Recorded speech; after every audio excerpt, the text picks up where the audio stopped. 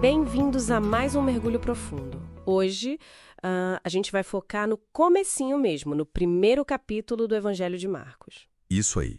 E a gente está se baseando numa análise textual bem detalhada, né? Exatamente. A missão aqui é entender como esse capítulo já estabelece, assim, de cara, a figura e a autoridade de Yahusha. Que é o nome hebraico para Jesus que essa fonte usa, né? Isso. E, olha só, essa análise tem um jeito próprio de falar. Usa Criador no lugar de Deus. E os nomes hebraicos originais, tipo Yalcanã para João Batista. Simon para Pedro. Kfarnahum para Cafarnaum e, claro, Yahusha. Então, vamos direto aos pontos que a fonte levanta sobre esse começo do ministério dele. Vamos lá. Vamos. O interessante é que Marcos não tem muita enrolação, né? Já começa princípio do evangelho de Yahusha. É direto na ação. Bem direto mesmo. E a análise sugere que essa velocidade toda ela quer mostrar a urgência, sabe? O impacto forte da chegada de Yahusha. Faz sentido. E tudo começa com Yalcanã, que a fonte chama de o imersor. O Batista, né? Exato. A voz no deserto, cumprindo as profecias. Vivia de um jeito bem simples, ascético. E chamando o povo ao arrependimento. E olha que interessante o que a análise destaca. Yalcanã faz questão de diminuir a si mesmo, né? Para exaltar Yahusha que vinha depois. Aquela parte de não ser digno nem de desatar as sandálias. Isso, um sinal de humildade extrema que já colocava Yahusha num outro patamar, sabe? Preparando o terreno para a autoridade dele. E aí Yahusha aparece e é imerso por Yalcanã. E acontece aquele momento, uau! É, o céu se abrindo, o espírito descendo como pomba. E a voz do Criador.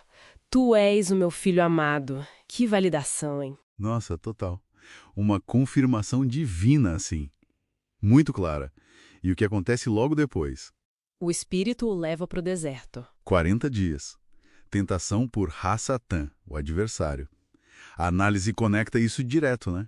Poder divino e teste espiritual logo em seguida. Estabelecendo Yahusha não só como um mestre, mas como um guerreiro espiritual mesmo. Exato. Cuja autoridade já incluía vencer o mal.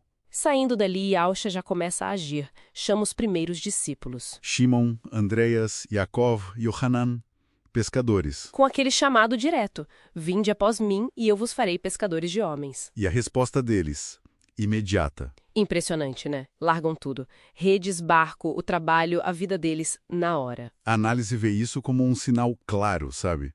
Da autoridade que Yahusha irradiava.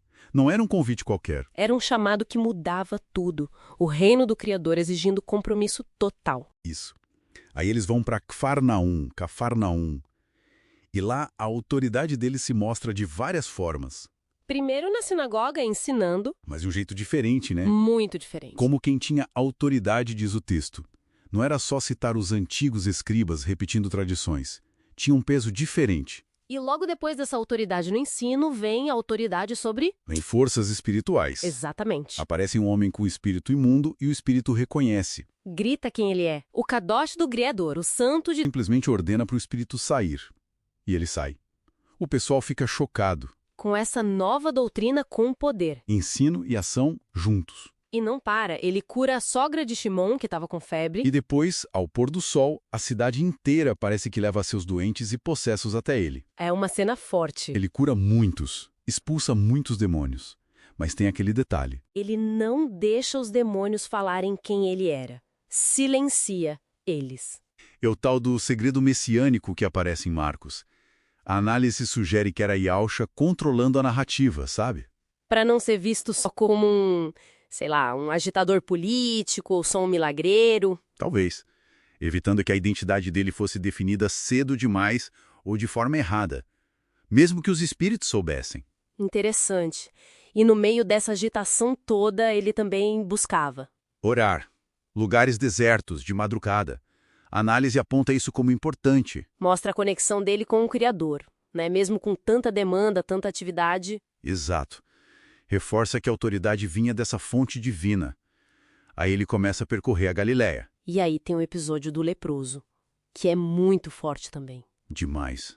O homem chega, se ajoelha e pede: se quiseres, podes tornar-me limpo. Uma fé incrível ali. Yahusha, a fonte diz que ele se compadece e faz algo impensável para a época. Ele toca no leproso. Exato. Tocar num leproso tornaria a pessoa impura segundo a lei. Mas aqui a coisa inverte, né? A análise ressalta isso.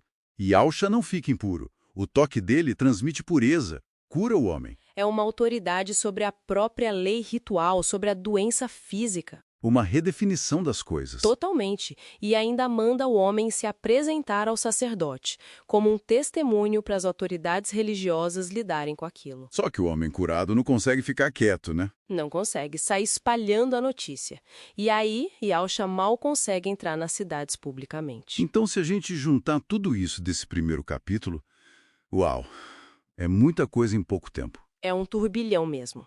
Yausha é validado pelo Criador, vence a tentação, chama discípulos que o seguem na hora, ensina com uma autoridade nunca vista, comanda espíritos, cura todo tipo de doença. E até redefine as regras de pureza com um toque. Marcos não perde tempo em mostrar A análise conclui que ele é apresentado não só como um profeta, mas como o filho do Criador mesmo, inaugurando o reino com poder avassalador. multifacetado, né?